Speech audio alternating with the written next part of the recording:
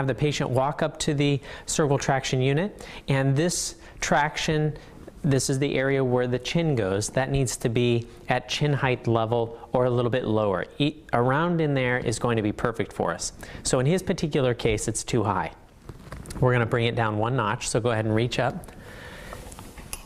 Bring it down to the next notch. Okay, great. Now, notice that there should be a hole right in the middle. Now, if he doesn't have that, that's fine. Lower is better in this particular case.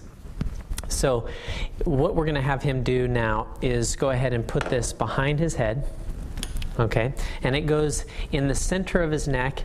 So in this particular example, we're going to put it in the middle. And what he's going to do is grab the handles, palms out towards the room. His feet are going to touch the wall. Squat straight down. And you'll notice when he does that, he brings in the lordosis of his back and so forth. Now, when he tractions down, he's only going to be doing and utilizing about 80% of his weight on his thighs. The other 20% will be on the traction on the neck.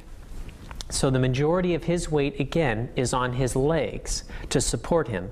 As he gets more motion in there, he's welcome to increase the weight, but we need to go at least at 20% at this point. Now, his hands, the design is to keep it pulled slightly away from the chin to where it's not jamming his chin and his teeth together. So we want to just pull it slightly apart. That's why we have the handles there. And then once he does a little bit of tractioning there, what we're going to have him do to maximize this is have him take a nice deep belly breath. So he's going to breathe in through his belly and breathe all the way out. And then we're going to have him stand up.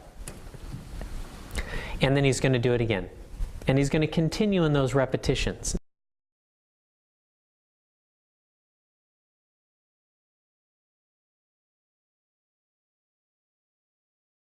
Now, oftentimes, if we have patients who have different types of jaw problems, TMJ issues, dental work that's being done, oftentimes the regular traction, we might need to substitute the fat traction for a period of time. Fat traction means that this particular pad is thicker and fatter than the other one.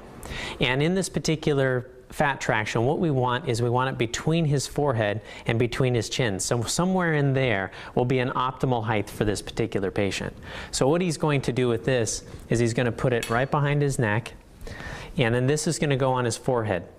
And when that goes on his forehead, he's going to grab the handles, palms out, feet are all the way up against the wall, and we're going to have him squat straight down. Now notice when he squats straight down, we have the lordosis in the back, which is very important. He's still going to do a deep belly breath and all the way out, and then stand up.